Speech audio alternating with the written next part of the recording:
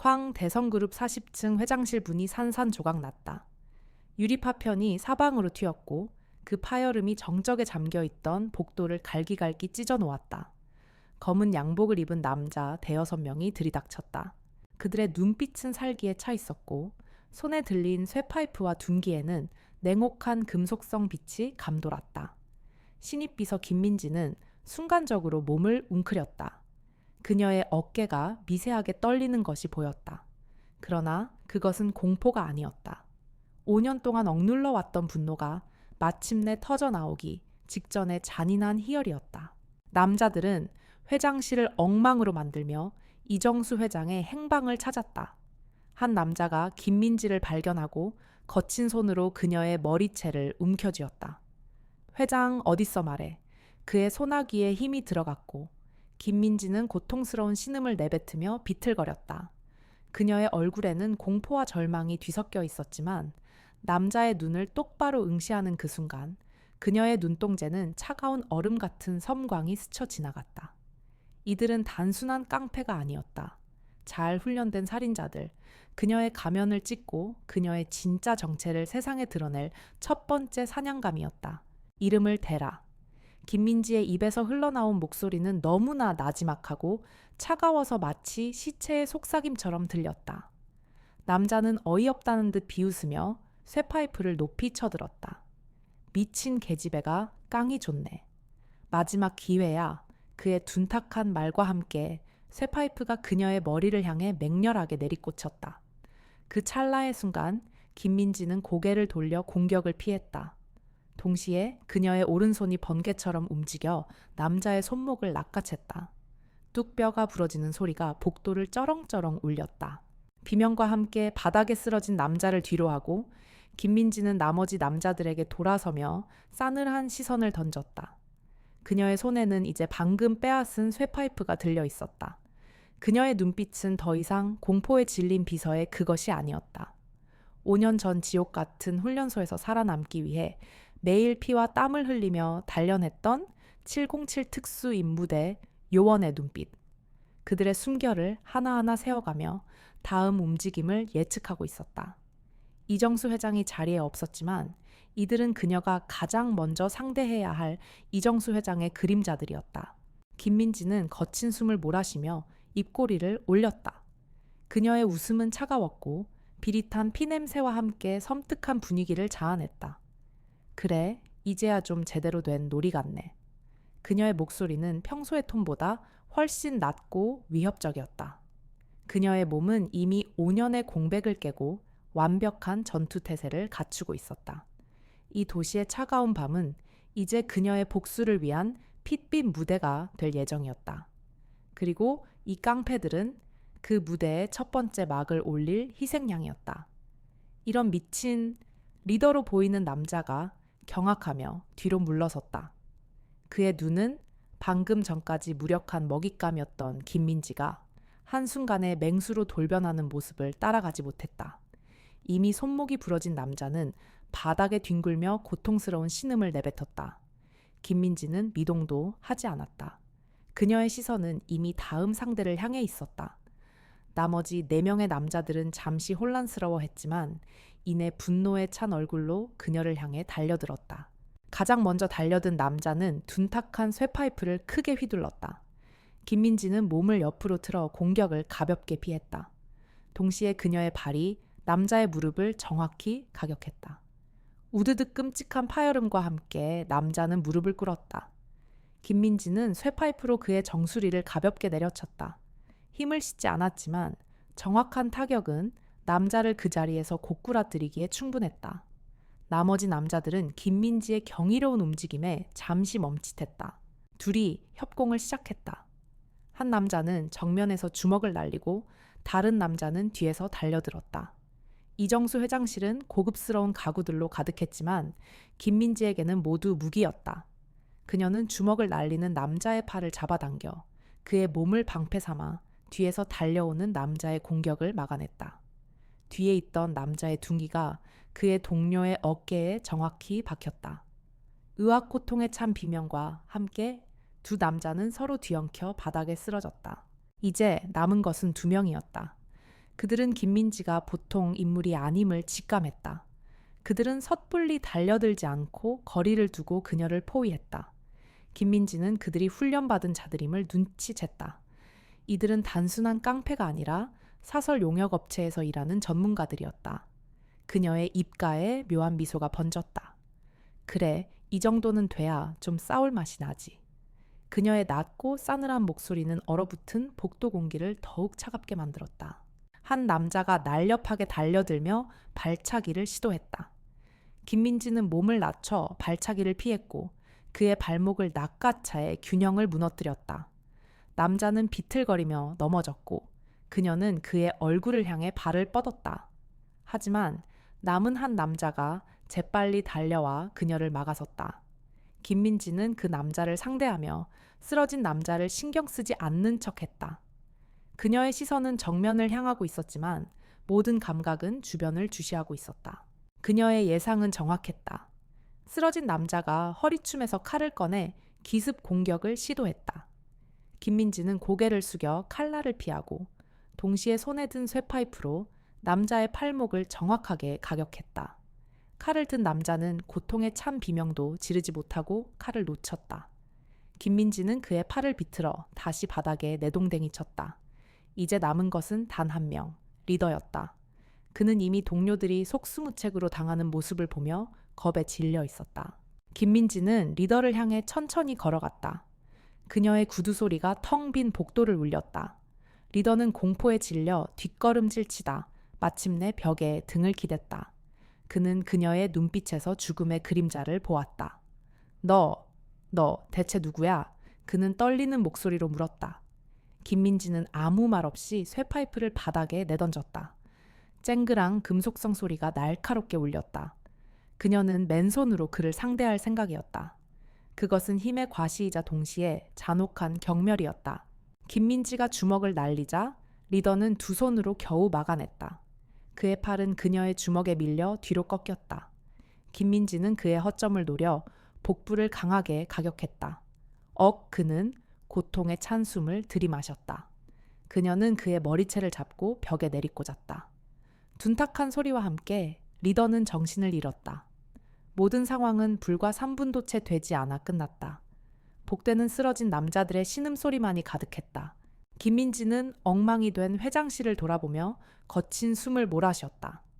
그녀의 옷에는 깡패들의 피가 묻어 있었다. 그녀는 태연하게 손에 묻은 피를 닦아냈다. 그 누구도 그녀가 평범한 신입 비서라고 생각하지 않을 것이다. 그녀는 자신의 가면이 벗겨졌음을 알고 있었다. 하지만 그로 인해 두려움에 떨기는커녕 그녀의 심장은 새로운 단계의 복수가 시작될 것이라는 기대감에 부풀어 올랐다. 그녀는 싸늘한 표정으로 쓰러진 남자들을 내려다보았다. 이제 진짜 게임의 시작이네. 김민지가 마지막 남자를 제압하자 회장실에는 숨막히는 침묵만이 흘렀다. 격렬한 싸움이 지나간 자리는 처참했다. 유리 파편이 흩뿌려진 바닥 위로 검은 양복을 입은 남자들이 고통스러운 신음과 함께 쓰러져 있었다. 김민지는 엉망이 된 공간 속에서 홀로 온전하게 서 있었다. 그녀의 숨소리는 거칠었지만 그녀의 눈빛은 냉정하고 차분했다. 평범한 비서의 가면은 이미 산산조각 난 지 오래였다. 그녀는 주먹에 묻은 피를 닦아내며 무심한 표정으로 핏자국이 남은 손을 내려다보았다. 그때 비상벨 소리가 복도를 쩌렁쩌렁 울렸다. 보안팀 직원들이 허둥지둥 뛰어왔다. 그들은 회장실 문이 부서지고 난장판이 된 사무실을 보고 경악했다. 그리고 그 한가운데 서 있는 김민지를 발견하고는 눈을 비볐다. 그들이 아는 김민지는 실수를 연발하고 늘 주눅 들어있는 어설픈 신입 비서였다. 그런데 지금 그들의 눈앞에 있는 여자는 마치 전장에서 방금 돌아온 듯한 싸늘한 전사의 모습이었다. 보안팀장 김 과장은 믿을 수 없다는 듯 김민지를 멍하니 바라보았다. 무슨 일입니까? 대체 누가 이런 짓을? 김 과장은 말을 잇지 못했다. 김민지는 태연하게 대답했다. 침입자들이 있었습니다. 제가 막았습니다. 그녀의 목소리는 너무나 담담해서 오히려 듣는 이들을 섬뜩하게 만들었다. 김 과장은 바닥에 쓰러져 있는 건장한 남자들을 보고는 김민지에게 다가섰다. 그는 그녀의 어깨에 손을 올리려다 그녀의 눈빛에 멈칫했다. 그 눈빛은 감히 범접할 수 없는 서늘한 위압감을 풍기고 있었다. 김 과장은 자신도 모르게 손을 거두었다. 일단 경찰에 신고하고 회장님께 보고부터 드려야 합니다. 김 과장이 떨리는 목소리로 말했다. 그때 엘리베이터 문이 열리며 이정수 회장이 모습을 드러냈다. 그의 얼굴은 늘 그렇듯 무표정하고 차가웠지만 엉망이 된 회장실을 보고는 순간적으로 표정이 굳어졌다. 그의 시선은 곧바로 모든 상황의 중심에 서 있는 김민지에게로 향했다. 이 회장은 김 과장의 보고를 들으며 김민지의 모습을 주시했다. 그는 그녀의 옷에 묻은 핏자국과 그녀의 눈빛에서 범상치 않은 무언가를 읽어냈다. 이게 대체 무슨 짓입니까, 김 비서? 이 회장의 목소리에는 분노보다는 의구심과 호기심이 더 크게 담겨 있었다. 김민지는 그를 향해 차분히 걸어갔다. 그녀의 발걸음은 더 이상 망설임이 없었다. 회장님, 침입자들이었습니다. 그리고 저는 그저 제 할 일을 했을 뿐입니다. 그녀는 그렇게 말하며 고개를 숙였다. 하지만 이 회장은 그녀의 말에서 진실을 찾으려 하지 않았다. 그는 이미 그녀의 정체가 보통이 아님을 직감하고 있었다. 그가 알던 어설픈 비서는 이미 사라지고 없었다. 이 회장의 눈빛은 김민지에게서 잠시도 떨어지지 않았다. 그녀는 평소라면 상상할 수 없는 대담한 태도를 보였다. 회장의 질문에 주눅 들기는커녕 오히려 당당하고 여유로운 모습이었다. 이 회장은 속으로 생각했다. 이 여자는 내가 알던 사람이 아니다. 대체 누구지? 그리고 왜 나에게 접근했지? 그는 김민지라는 가면, 뒤에 숨겨진 거대한 비밀을 파헤치기 시작했다. 오늘 밤의 사건은 단순한 강도 사건이 아니었다. 그것은 모든 것을 뒤흔들 거대한 복수의 서막이었고, 그는 그 서막의 첫 번째 무대를 목격한 것이었다. 이정수 회장이 김민지에게서 등을 돌리자 그녀의 눈빛은 마치 다른 시공간에 존재하는 사람처럼 멀어졌다. 그녀의 의식은 5년 전 모든 것이 무너지던 그날로 되돌아갔다. 그녀는 당시 국가정보원 소속의 707 특수임무대에서 서하연이라는 이름으로 활동하고 있었다. 뛰어난 실력으로 팀의 에이스로 불리던 그녀에게는 모든 것을 바쳐 지키고 싶었던 삶이 있었다. 서울의 한 변두리에서 작은 건설회사를 운영하시던 아버지, 늘 다정한 미소로 그녀를 방여주던 어머니, 그리고 곧 사회에 나올 여동생까지. 그녀의 가족은 세상의 모든 평범함을 담고 있었다. 하지만 그 평범함은 거대한 욕망의 그림자에 무참히 짓밟혔다. 대성그룹이 추진하는 대규모 재건축 사업에 아버지가 운영하는 회사가 끼어들면서 비극은 시작되었다. 아버지는 정정당당하게 입찰에 참여했고 공정성만을 믿었다.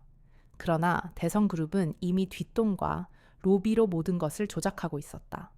아버지는 회사의 비리를 고발하려 했지만 이 회장이 보낸 그림자들의 협박과 압박에 시달렸다. 경찰도 검찰도 거대한 대성그룹 앞에서는 무력했다. 모두가 한통속이었다. 결국 아버지는 억울함을 이기지 못하고 스스로 목숨을 끊었다. 그 소식을 접한 그녀는 훈련소를 뛰쳐나가 집으로 달려갔다. 하지만 그녀가 본 것은 싸늘한 시신과 삶의 의지를 잃은 어머니, 그리고 세상의 냉혹함에 주저앉아 울고 있는 동생이었다. 그날 이후 그녀의 세계는 무너졌다. 이어서 707 특수임무대 해체 명령이 떨어졌다.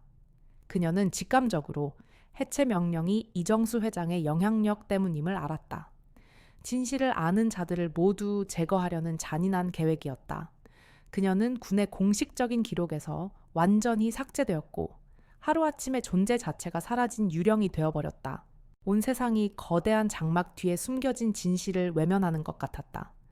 가족의 죽음을 단순한 자살로 치부하고 특수부대 해체를 예산 문제로 포장하는 세상의 위선에 그녀는 치를 떨었다. 법과 정의는 돈과 권력 앞에 무릎 꿇는다는 잔혹한 현실을 목격하며 그녀의 마음속에는 오직 복수라는 단 하나의 불꽃만이 타오르기 시작했다. 그녀는 법과 시스템이 실패한 세상에서 오직 자신의 힘으로 정의를 구현하겠다고 굳게 맹세했다. 그녀의 내면은 복수라는 단 하나의 목표로 재건되었다. 그녀는 무덤에 맹세했다. 아버지, 제가 반드시 그들을 심판하겠습니다. 그들이 빼앗아간 모든 것을 돌려받고 그들의 위선적인 가면을 찢어 세상의 진실을 드러낼 것입니다. 그녀의 복수는 단순히 개인적인 원한을 넘어 권력에 의해 짓밟힌 모든 약자를 위한 싸움이 될 터였다. 그녀는 서하연이라는 이름을 버리고 김민지라는 새로운 이름으로 다시 태어났다. 무력한 신입 비서라는 가면을 쓰고 가장 위험한 적의 심장부로 걸어 들어갔다. 오늘 밤의 사건은 그녀가 오랜 잠에서 깨어나 복수의 서막을 알리는 신호탄이었다. 복수를 맹세한 서하연의 삶은 그날부터 완전히 바뀌었다. 그녀는 존재 자체가 말소된 유령이 되어 세상의 모든 시선을 피해 그림자 속으로 숨어들었다. 그녀의 복수는 무작정 달려드는 것이 아니었다. 가장 치밀하고 완벽한 계획을 세워 감히 상상조차 하지 못하게 심장부를 찌르는 것이었다. 그 첫 번째 단계는 바로 잠입이었다. 그녀는 자신의 모든 것을 버리고 김민지라는 새로운 페르소나를 창조했다. 외모부터 완전히 달라졌다. 날카롭고 강인했던 특수요원의 모습은 사라지고 순하고 평범해 보이는 얼굴로 바뀌었다. 꾸미지 않은 듯한 단발머리에 촌스러울 정도로 단정한 정장 차림.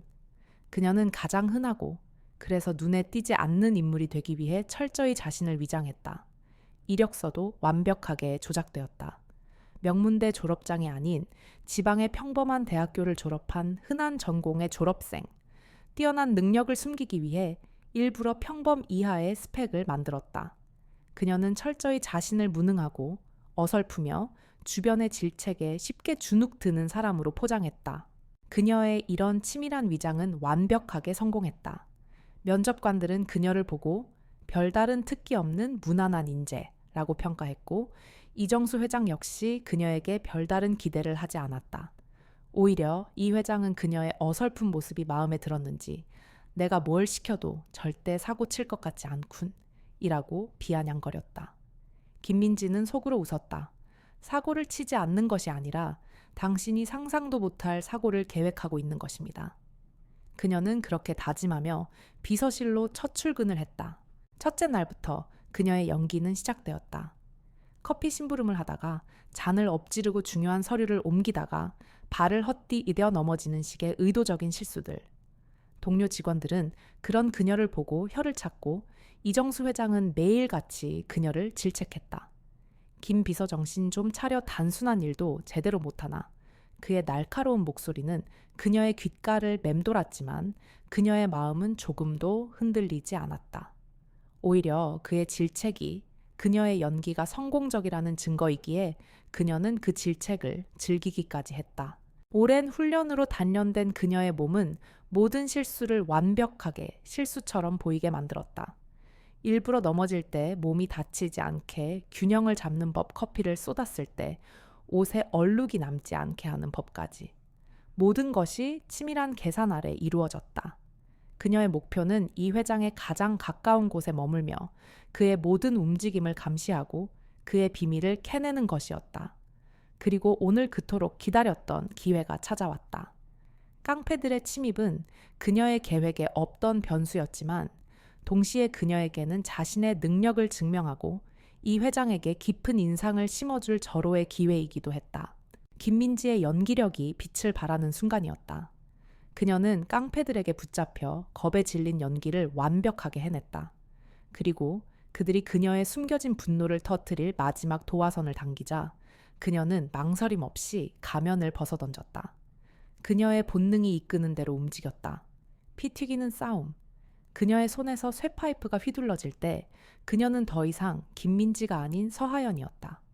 복수를 위해 모든 것을 바쳐 살아온 707 특수임무대 출신 요원 서하연. 그녀의 복수는 이제 막 시작되고 있었다.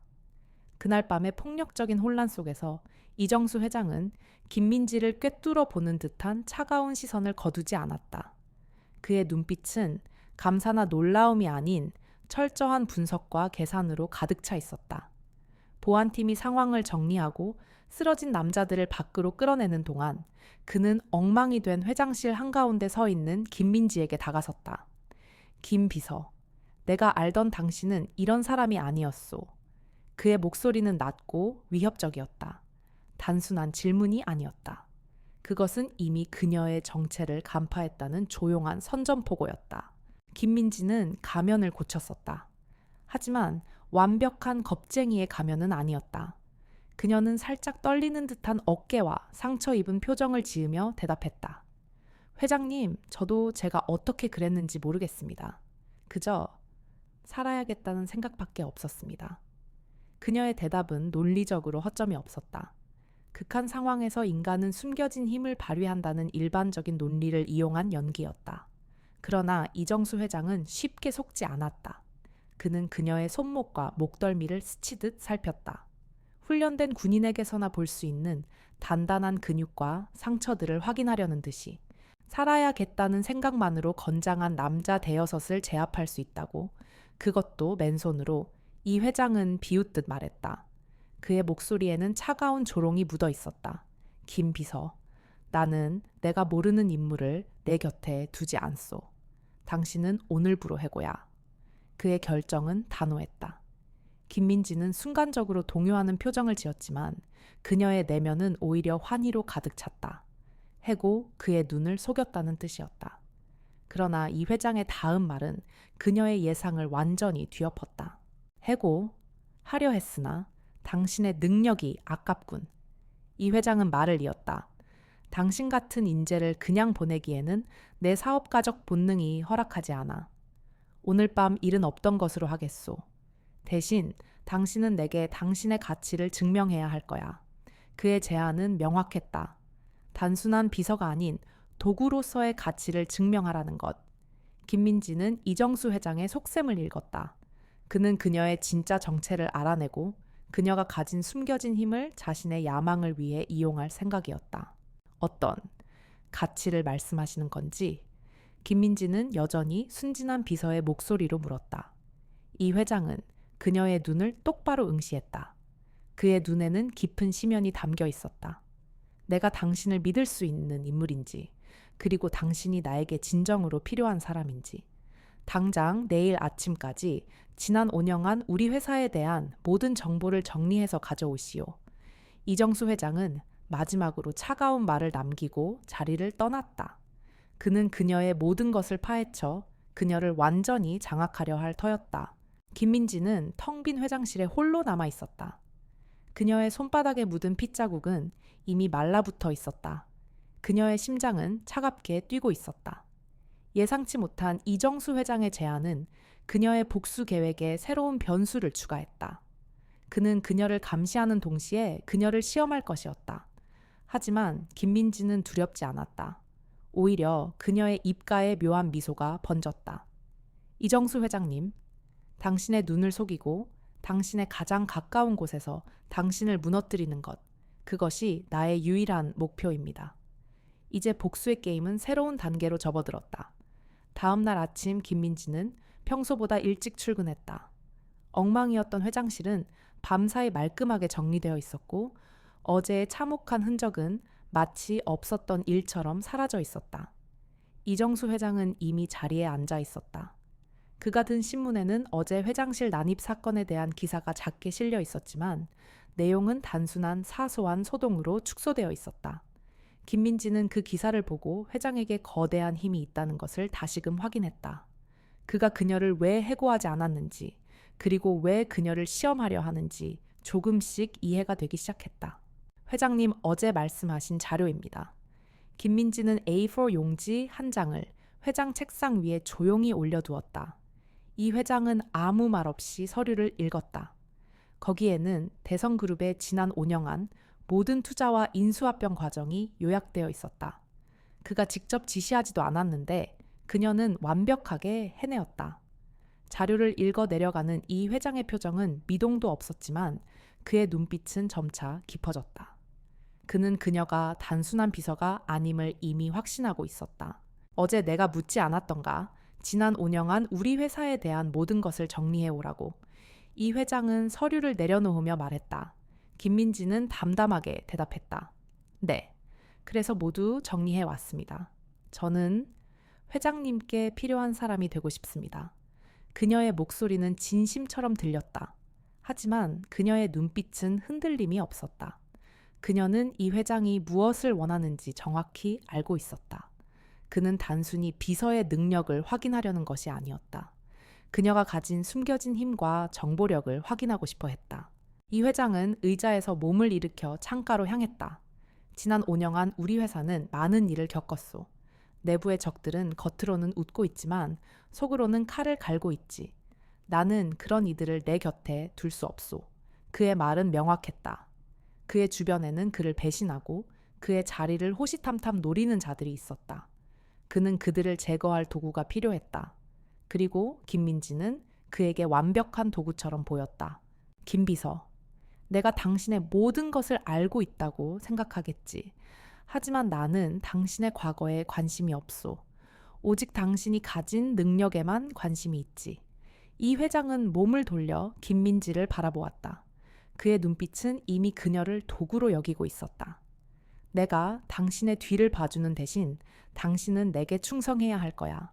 내가 지시하는 모든 것을 완벽하게 수행해야 하고, 그러면 당신이 원하는 것을 얻게 될지도 모르지. 그의 제안은 명확했다.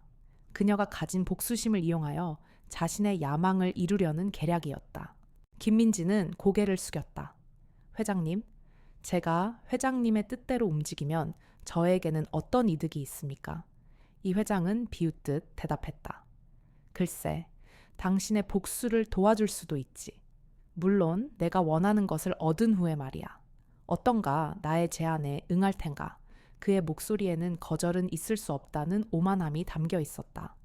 김민지는 한치의 망설임도 없이 대답했다. 네, 회장님. 기회를 주셔서 감사합니다. 회장님의 충실한 도구가 되겠습니다. 그녀의 입가에 묘한 미소가 번졌다. 이제 그녀는 그의 가장 가까운 곳에서 그의 모든 것을 무너뜨릴 완벽한 기회를 얻었다. 이정수 회장의 제안을 받아들인 김민지는 그날부터 회장실의 그림자가 되었다. 그녀는 평소와 다름없이 커피를 내리고 서류를 정리했지만 그녀의 눈은 이 회장의 모든 움직임을 꿰뚫고 있었다. 회장은 그녀에게 첫 번째 임무를 지시했다. 박민철 상무를 감시하게. 최근 그가 수상한 움직임을 보이고 있어. 이 회장의 목소리는 낮고 비밀스러웠다. 박민철 상무는 이 회장의 오른팔이자 대성그룹의 모든 비밀 사업을 총괄하는 인물이었다. 김민지는 겉으로는 긴장한 표정을 지었지만 속으로는 냉정하게 미소 지었다. 박민철 상무는 그녀의 복수 명단에 있는 인물이 아니었다. 하지만 그녀는 직감적으로 그가 자신의 복수와 깊이 연관되어 있음을 느꼈다. 김민지는 회장의 지시를 핑계 삼아 박 상무의 사무실에 자주 드나들며 그의 일거수일투족을 감시하기 시작했다. 그녀는 그에게 접근하기 위해 일부러 어설픈 비서 연기를 다시 시작했다. 상무님, 회장님께서 보내신 서류입니다. 아, 죄송합니다. 서류를 떨어뜨리는 척하며 그녀는 박 상무의 책상 위에 있는 중요한 서류를 흘끗 훑어보았다. 그의 컴퓨터에 몰래 해킹 프로그램을 심어 넣는 것도 잊지 않았다. 밤이 되자 김민지는 자신의 숨겨진 은신처로 돌아왔다. 그녀는 컴퓨터 모니터 3대를 켜고 박 상무의 모든 데이터를 분석하기 시작했다. 그의 이메일 통화 기록, 비밀 파일까지. 그녀의 손은 키보드 위에서 번개처럼 움직였다. 수많은 정보의 파편들이 그녀의 머릿속에서 하나로 맞춰지기 시작했다. 그리고 그녀는 믿을 수 없는 진실과 마주했다. 박 상무가 과거 정부의 고위 관계자들과 은밀한 거래를 했고 그 거래의 중심에는 군사 기밀이 있었다. 그녀의 심장이 차갑게 얼어붙었다. 박 상무의 파일에서 그녀는 707 특수임무대 해체라는 단어와 함께 자신의 군번이 적힌 서류를 발견했다. 그 서류에는 그녀의 이름 옆에 제거 대상이라고 적혀 있었다. 모든 것이 명확해졌다. 그녀의 가족을 파멸시키고 707 특수임무대를 해체시킨 배후에는 박 상무가 있었다. 이정수 회장은 그저 모든 것을 지시하는 꼭두각시에 불과했고 박 상무가 그의 손과 발이 되어 모든 더러운 일을 처리했던 것이다. 그녀의 눈에서 분노의 눈물이 흘러내렸다. 5년 동안 찾아 헤맸던 진짜 복수 대상이 바로 이정수 회장의 가장 가까운 곳에 숨어 있었다니. 그녀는 키보드에 얼굴을 묻고 소리 없는 울음을 터뜨렸다. 그녀의 복수는 단순히 이정수 회장을 무너뜨리는 것을 넘어 박 상무라는 거대한 악의 축을 뿌리 뽑아야 하는 것으로 확장되었다. 그녀는 박 상무의 모든 범죄 행적을 하나도 빠짐없이 모았다. 불법 무기 거래, 군사 기밀 유출, 그리고 그녀의 가족을 파멸시킨 부동산 비리까지 모든 것이 그녀의 손에 들어왔다. 밤은 깊어갔지만 그녀의 눈은 더욱 빛났다.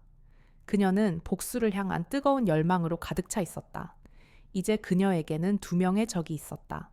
그녀를 도구로 이용하려 하는 이정수 회장, 그리고 그녀의 모든 것을 빼앗아간 박민철 상무. 그녀는 이 두 사람을 동시에 무너뜨릴 가장 치명적인 계획을 세우기 시작했다. 그녀의 심장은 더 이상 흔들리지 않았다. 그녀는 이제 진짜 사냥을 시작할 준비가 되었다. 김민지는 밤을 새워가며 박민철 상무의 컴퓨터에 침투해 얻어낸 모든 자료를 분석했다. 그의 컴퓨터에는 외부에 유출되어서는 안 되는 비밀 문서와 통화 녹취록 그리고 수십 년에 걸친 검은 거래의 흔적들이 가득했다.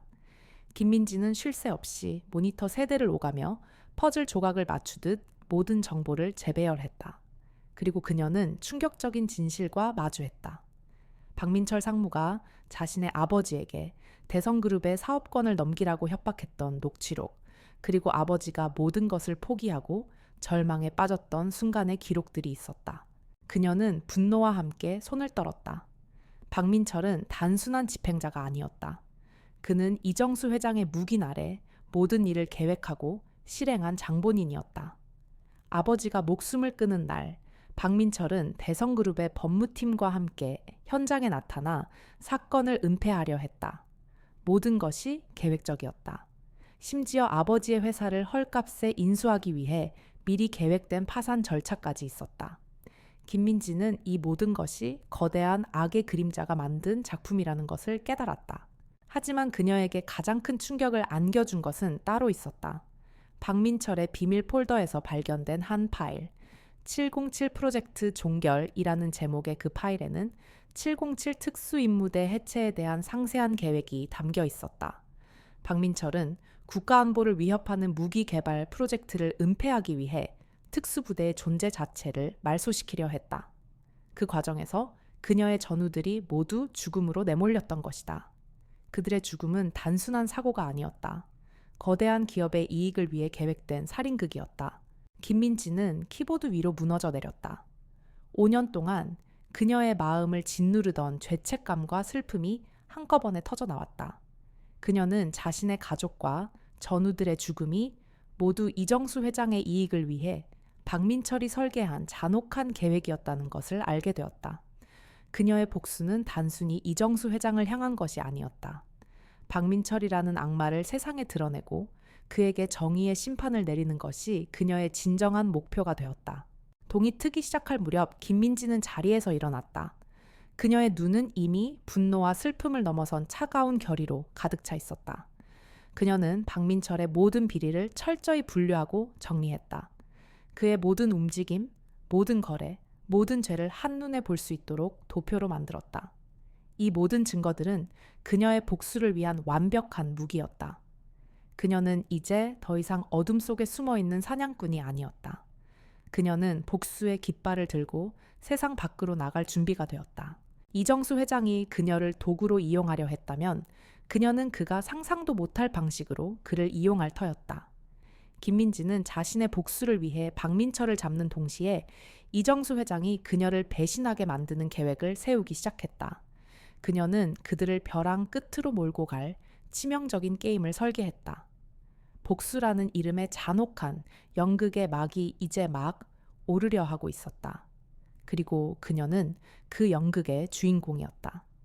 김민지가 박민철 상무의 비밀 파일을 확보한 바로 다음 날 이정수 회장은 그녀를 조용히 회장실로 불렀다. 김 비서, 당신의 능력은 대단하군. 박 상무의 모든 것을 알아냈다더군. 내 예상대로야. 이 회장의 목소리는 칭찬이었지만 그 속에는 차가운 경계심이 담겨 있었다. 김민지는 짐짓 놀란 표정을 지었다. 회장님, 어떻게? 이 회장은 그녀의 연기를 비웃듯 차갑게 웃었다. 김 비서, 나는 당신 같은 사람을 한두 번 본 게 아니야. 날 이용해 당신의 목적을 달성하려는 속셈 나도 알고 있어. 그녀는 순간적으로 온몸에 소름이 돋았다. 그가 모든 것을 알고 있었다니. 그녀가 그의 제안을 받아들인 척하며 은밀히 조사를 시작한 것을 이미 간파하고 있었던 것이다. 이정수 회장은 자리에서 일어나 창가로 다가섰다. 그의 등은 여전히 곧고 위압적이었다. 박상무는 내게 있어 더러운 손발이나 다름없소. 나는 그가 저지른 모든 일을 알고 있었지. 아니, 내가 시킨 일도 많소. 하지만 이 모든 일의 최종적인 책임은 내가 아니라 그가 져야 할 거야. 그의 목소리에는 잔혹한 계산이 담겨 있었다. 그는 김민지를 이용해 박민철에게 모든 죄를 뒤집어 씌우고 자신은 뒤로 빠지려는 계획이었다.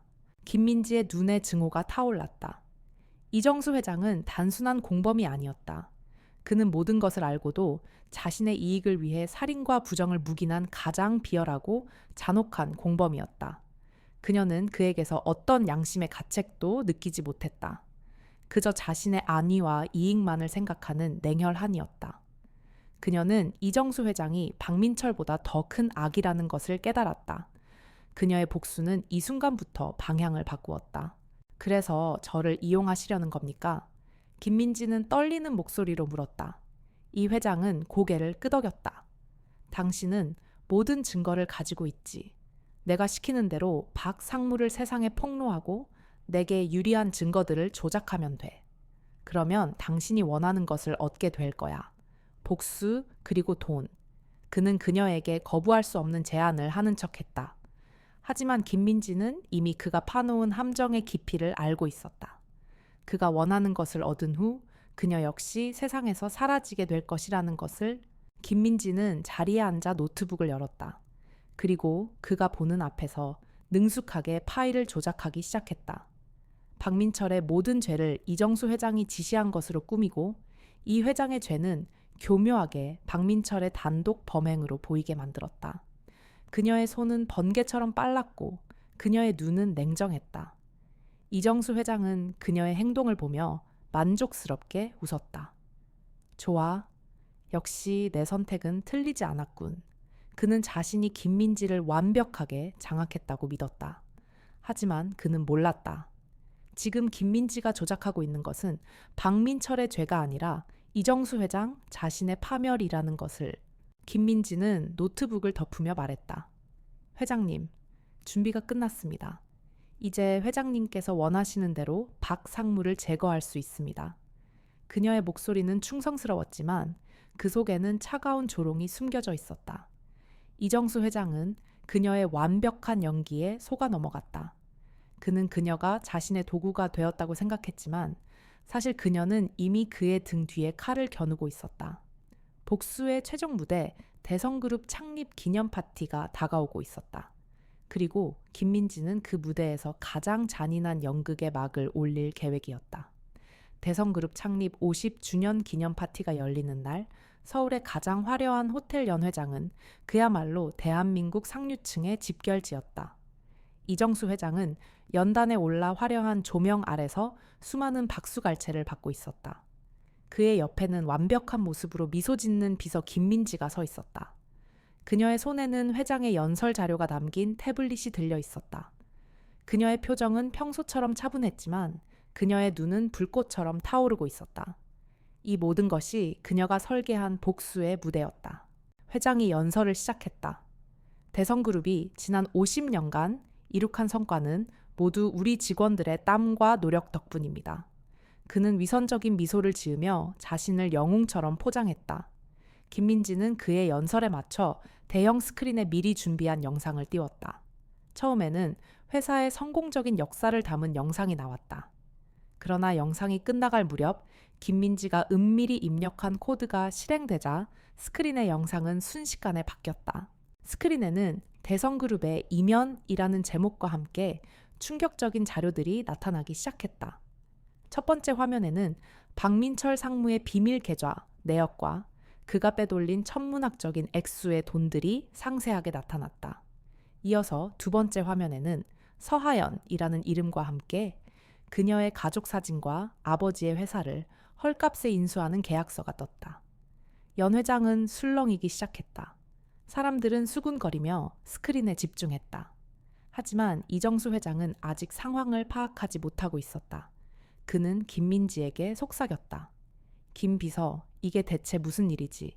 그의 목소리에는 당황함이 묻어 있었다. 김민지는 아무 말 없이 차가운 미소를 지었다. 그녀의 눈빛은 그를 조롱하고 있었다. 회장님, 아직 놀라기엔 이릅니다. 그녀의 말과 함께 스크린에는 그녀가 조작한 가장 치명적인 증거들이 나타났다. 이정수 회장이 박민철 상무에게 직접 보낸 이메일. 707 특수임무대 해체건은 확실히 마무리 짓게 라는 그의 명령이 적나라하게 드러났다. 모든 이정수 회장의 죄는 박민철 상무의 단독 범행이 아니라 이 회장이 직접 지시한 것으로 조작되어 있었다. 연 회장은 순식간에 아수라장이 되었다. 사람들은 비명을 지르며 웅성거렸다. 기자들은 카메라 플래시를 터뜨리며 이 충격적인 장면을 담으려 애썼다. 이정수 회장은 얼굴이 창백해졌다. 그는 스크린을 올려다보며 자신의 눈을 의심했다.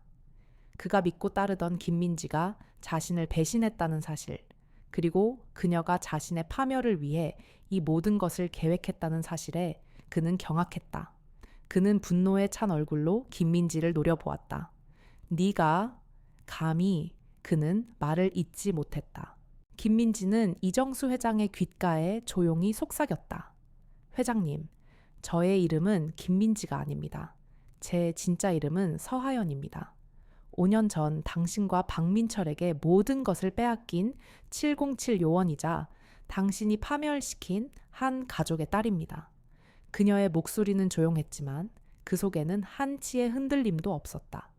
이정수 회장은 모든 것이 김민지의 복수였음을 깨달았다.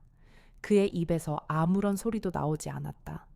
그는 자신의 모든 것을 잃은 채 무너져 내리는 자신의 제국을 멍하니 바라보았다. 대성그룹 창립 기념 파티는 이정수 회장의 몰락과 함께 아수라장으로 끝났다. 김민지는 텅 빈 연회장 한 구석에서 모든 것이 무너진 광경을 조용히 지켜보았다. 그녀의 심장은 승리에 대한 희열로 가득 차 있어야 했지만 왠지 모르게 공허함만이 밀려왔다. 그녀가 복수를 위해 쌓아 올렸던 거대한 탑이 한순간에 무너져 버리자 그녀는 자신이 무엇을 위해 이 모든 것을 해왔는지 잠시 혼란스러워했다. 복수의 끝은 허무함이었다.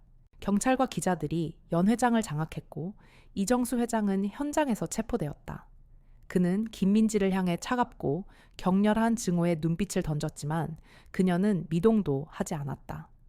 김민지는 조용히 연 회장을 빠져나와 자신이 만든 모든 증거들을 다시 한번 검토했다. 그녀는 박민철 상무의 죄를 이정수 회장의 죄로 둔갑시키는 과정에서 한 가지 의문점을 발견했다. 박민철이 빼돌린 돈의 일부가 이정수 회장의 개인 계좌가 아닌 이재호라는 이름의 계좌로 흘러 들어간 흔적이었다. 이재호. 누구지 그녀는 이 이름이 낯설지 않았다. 이정수 회장의 숨겨진 아들. 오래전 해외로 유학을 떠나 세상에 그 존재가 알려지지 않은 인물이었다. 김민지는 박민철의 컴퓨터에서 발견했던 비밀 폴더를 다시 열었다. 그곳에는 이재호의 지시라는 제목의 파일들이 가득했다. 그녀는 그 파일들을 열어보았다. 그리고 그녀는 자신이 생각했던 것보다 훨씬 더 거대한 악과 마주하고 있었음을 깨달았다. 박민철은 단순한 집행자가 아니었다. 그는 이재호의 계획을 실행하는 도구에 불과했다. 이재호는 아버지의 재산을 물려받기 위해 오래전부터 모든 것을 계획하고 있었다. 그는 자신의 아버지인 이정수 회장을 꼭두각시처럼 조종했고 박민철 상무를 이용해 자신의 경쟁자들을 제거했다. 그녀의 가족의 죽음 707, 특수임무대의 해체까지 모두 그의 잔인한 계획의 일부였다. 이정수 회장은 그저 자신의 아들을 위한 재산을 불려주기 위해 모든 불법적인 행위를 묵인했던 것이다. 김민지의 복수는 아직 끝나지 않았다. 그녀는 가장 큰 적을 잡았다고 생각했지만 사실 그녀는 그림자 속에 진짜 배우를 놓치고 있었던 것이다. 공허함은 다시금 냉혹한 분노로 바뀌었다. 그녀의 심장은 복수심으로 다시 뜨거워졌다. 김민지는 곧바로 이재호를 추적하기 시작했다. 그는 이정수 회장이 구속된 지금 가장 먼저 대성그룹의 회장 자리를 노릴 터였다. 그는 언론의 모든 시선이 이정수 회장에게 향하고 있는 이 기회를 놓치지 않을 것이었다. 그녀는 이재호가 어디에 숨어 있든 그를 찾아내 모든 진실을 세상에 폭로하고 그에게 모든 것을 빼앗긴 사람들을 위해 정의의 심판을 내리겠다고 맹세했다. 그녀의 복수 여정은 새로운 국면을 맞이했다. 이전보다 더 위험하고 치명적인 사냥이 될 터였다. 이정수 회장은 그녀에게 힘을 주었고 박민철 상무는 그녀에게 정보를 주었다. 그리고 이제 이재호는 그녀에게 모든 것을 끝낼 마지막 기회를 주게 될 것이었다. 그녀는 복수의 깃발을 들고 그림자 속에 숨어 있는 진짜 배우를 향해 걸어갔다. 그녀의 눈은 불타올랐다.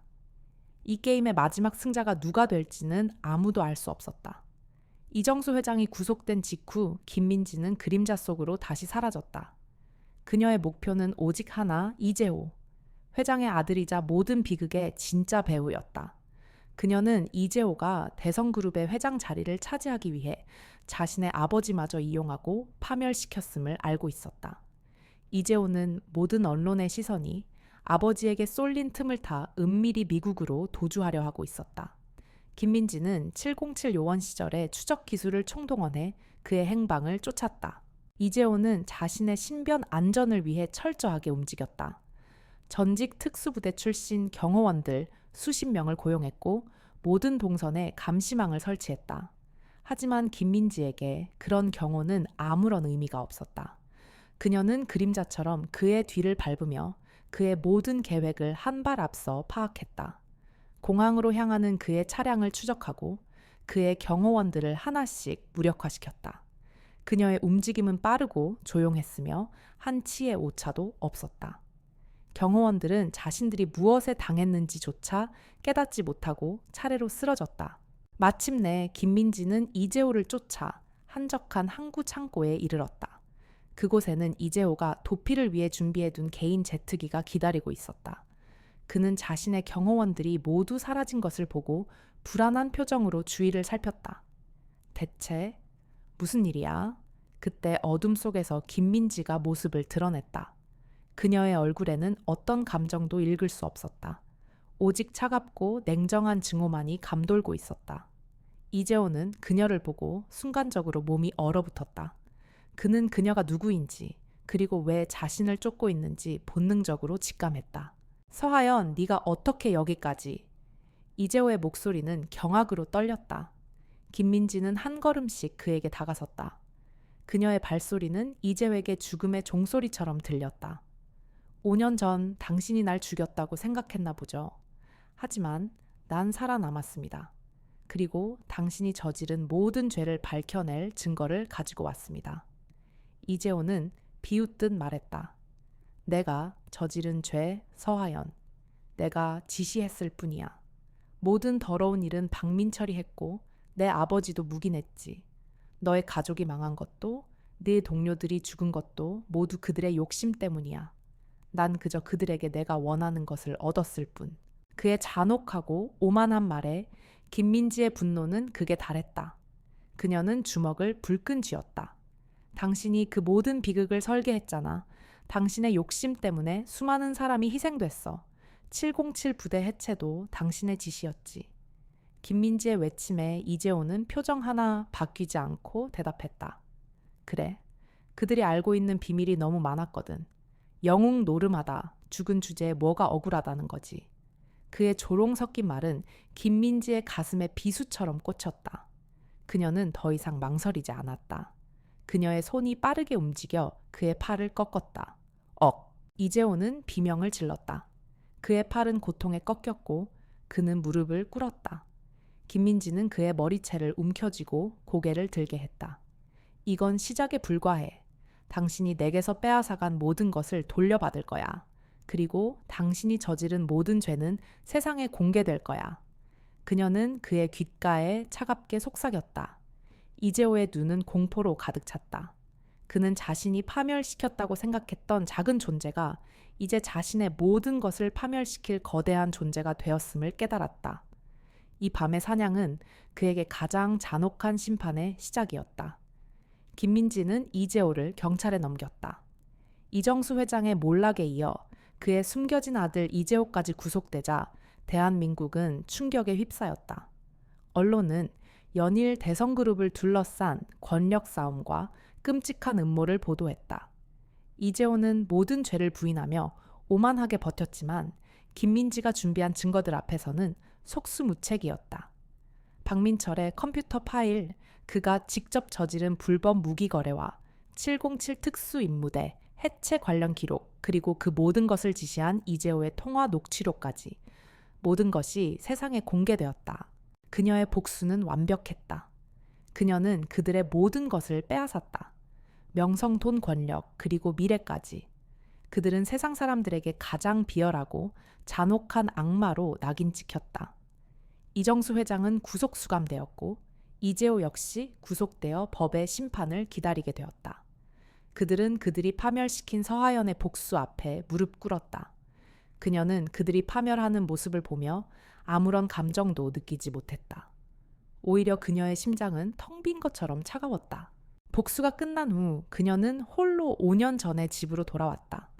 텅 빈 집은 여전히 그녀의 가족이 마지막으로 머물렀던 모습 그대로였다. 아버지의 서재 어머니가 아끼던 화분, 동생의 방에 놓여있는 낡은 고민형까지. 그녀는 그 모든 것들을 손으로 쓰다듬었다. 그녀가 이토록 간절히 원했던 복수를 이루었건만 그녀의 마음속에는 어떤 기쁨도 만족감도 없었다.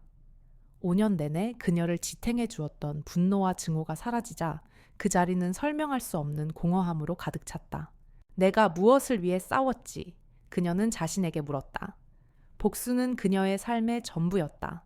복수라는 목표가 사라지자 그녀는 자신이 누구인지, 앞으로 어떻게 살아가야 할지 알 수 없었다. 그녀는 더 이상 707 특수요원 서하연도 어설픈 신입비서 김민지도 아니었다. 그녀는 그저 모든 것을 잃고 홀로 남겨진 길 잃은 영혼에 불과했다. 그녀의 손은 여전히 강인했지만 그녀의 마음은 한없이 약해져 있었다. 복수는 그녀에게 자유를 주었지만 동시에 그녀의 삶의 목적을 앗아갔다. 그녀는 차가운 바닥에 앉아 밤하늘을 올려다보았다. 수많은 별들이 반짝이고 있었다. 그녀는 그 별들 중 하나가 아버지와 어머니 그리고 동생의 영혼이라고 믿었다. 그녀는 그들에게 말했다. 아빠, 엄마, 동생아, 제가 복수를 했습니다. 제가 당신들을 파멸시킨 이들을 심판했습니다. 하지만 저는 행복하지 않아요. 오히려 더 외롭습니다. 그녀의 목소리는 조용했지만 그 속에는 깊은 슬픔이 배어 있었다. 그녀는 복수가 모든 상처를 치유해 줄 것이라 믿었다. 하지만 현실은 달랐다. 복수는 새로운 상처를 만들었을 뿐이었다. 그녀의 복수 여정은 끝났지만 그녀의 진짜 싸움은 이제 막 시작된 것이었다.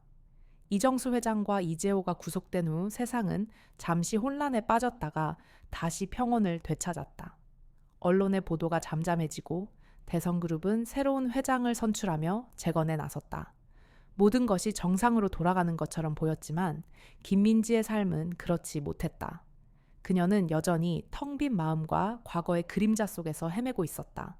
복수라는 거대한 굴레를 벗어던졌지만 그녀는 그 굴레가 사라진 자리에 놓인 공허함을 견딜 수 없었다. 그녀는 매일 밤 죽은 가족과 전우들의 악몽에 시달렸다. 그러던 어느 날 그녀는 우연히 인터넷에서 대성그룹 피해자 연대라는 작은 카페를 발견했다. 그곳에는 그녀의 가족처럼 대성그룹의 불법적인 사업 확장과 횡포의 모든 것을 잃은 수많은 사람들의 이야기가 올라와 있었다. 그들의 절규와 고통은 그녀가 겪었던 고통과 다르지 않았다. 그녀는 그들의 사연을 읽으며 잊고 지냈던 감정을 다시금 느꼈다. 그것은 증오가 아니었다. 그것은 연민이었고 동병상련의 감정이었다. 그녀는 자신이 그들의 고통을 외면할 수 없음을 깨달았다. 김민지는 카페에 익명으로 글을 남겼다. 제가 당신들을 도울 수 있습니다. 그녀의 글에 사람들은 의심과 경계심을 보였다. 하지만 그녀는 끈기 있게 그들을 설득했다. 그녀가 가진 정보와 능력이라면 그들에게 다시 희망을 줄 수 있을 것이라고 믿었다. 처음에는 그녀를 믿지 않았던 사람들도 그녀가 제공하는 정확한 정보와 치밀한 계획에 점차 마음을 열기 시작했다. 그녀는 법률 전문가들을 찾아가고 변호사와 협력하며 그들이 대성그룹으로부터 정당한 보상을 받을 수 있도록 도왔다. 그녀의 이런 노력은 많은 사람들에게 희망의 빛이 되었다. 그녀가 도왔던 사람들 중 한 명인 이은서는 눈물을 흘리며 그녀에게 말했다. 고맙습니다. 당신 덕분에 저는 다시 살아갈 용기를 얻었습니다. 이은서는 대성그룹의 재건축 사업에 밀려 삶의 터전을 잃었던 한 노인이었다. 김민지는 이은서의 말에 가슴이 먹먹해졌다. 복수가 그녀의 마음을 채워주지 못했던 공허함을 타인을 돕는 일은 채워주고 있었다.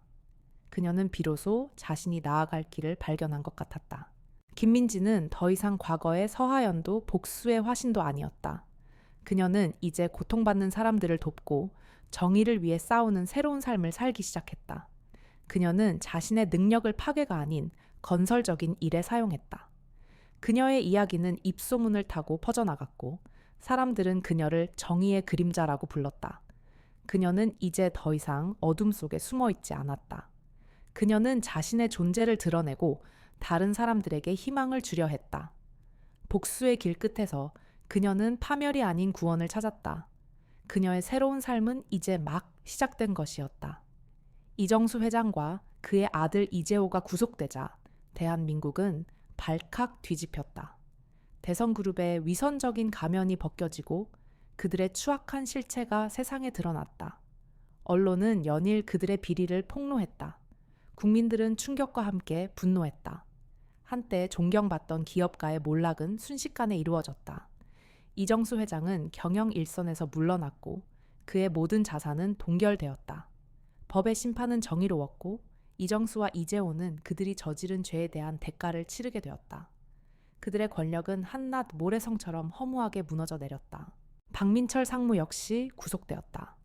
그는 모든 죄를 이정수 회장에게 뒤집어 씌우려 했지만 김민지가 조작하여 남겨둔 증거들 때문에 그 역시 법의 심판을 피할 수 없었다. 이정수와 박민철은 감옥에서 서로를 원망하며 싸웠다. 한때는 동맹이자 주종 관계였던 그들은 서로에게 책임을 전가하며 비참한 최후를 맞이했다. 그들의 몰락은 거대한 권력의 뒤에 숨겨진 탐욕과 배신이 얼마나 잔혹한 결말을 낳는지 보여주는 교훈적인 사례가 되었다. 대성그룹은 새로운 회장단을 선출하고 기업 이미지를 쇄신하려 노력했다. 하지만 국민들의 시선은 여전히 차가웠다. 한때는 존경받던 기업이었지만 이제는 비리와 부패의 상징이 되었다. 기업의 가치는 폭락했고 한때 하늘 높은 줄 모르고 치솟던 주가는 바닥으로 곤두박질 쳤다. 거대한 공룡 같은 기업은 이제 파산의 위기에 놓였다. 이 모든 것은 김민지라는 한 개인의 치밀하고 잔혹한 복수 때문이었다. 그녀는 혼자서 거대한 시스템에 맞서 싸워 이긴 것이다. 이정수 회장이 구속되기 전 그와 김민지는 마지막으로 마주쳤다. 회장은 그녀의 손에 들린 수갑을 보며 비웃었다. 네가 이겼다고 생각하나 결국 너도 나처럼 혼자 남게 될 거야. 복수는 결국 아무것도 남기지 못하지. 그의 조롱 섞인 말에 김민지는 미소 지었다. 복수는 모든 것을 되돌려줄 수 없습니다. 하지만 정의를 되찾을 수는 있습니다. 그리고 저는 이제 더 이상 혼자가 아닙니다. 저의 복수 덕분에 다시 살아갈 용기를 얻은 사람들이 있습니다. 그들과 함께 저는 새로운 삶을 시작할 것입니다. 그녀의 말에 회장의 얼굴은 일그러졌다. 그는 자신이 파멸시킨 작은 존재가 이제 자신보다 훨씬 더 큰 무언가를 얻었음을 깨달았다. 김민지는 더 이상 정의의 그림자가 아니었다. 그녀는 이제 어둠 속에서 사람들을 돕는 빛이 되었다. 그녀는 복수라는 굴레를 벗어던지고 과거의 짐을 내려놓았다. 그녀의 이야기는 수많은 사람들에게 알려졌다. 법과 시스템이 외면했던 정의를 그녀가 스스로 실현했다는 사실은 사람들에게 깊은 감동과 희망을 주었다. 그녀는 복수의 칼을 버리고 진정으로 정의를 실현하기 위한 새로운 삶을 시작했다. 그녀의 이야기는 여기서 끝이 아니었다. 그것은 새로운 삶을 향한 위대한 여정의 시작이었다. 대성그룹의 몰락과 함께 대한민국 재계는 격변의 소용돌이에 휩싸였다. 한때 독보적인 위치를 차지했던 거대한 공룡이 쓰러지자 그 빈자리를 차지하기 위한 보이지 않는 전쟁이 시작되었다. 김민지는 이 모든 상황을 예견하고 있었다. 그녀는 자신의 복수가 단순히 이정수와 이재호 형제를 심판하는 것에 그치지 않으리라는 것을 알았다. 그녀의 복수는 거대한 시스템의 균열을 만들어냈고 그 균열 속으로 더 어둡고 추악한 존재들이 기어 나올 터였다. 그녀의 예상은 틀리지 않았다. 대성그룹 피해자 연대 사무실의 익명의 경고가 날아들기 시작했다.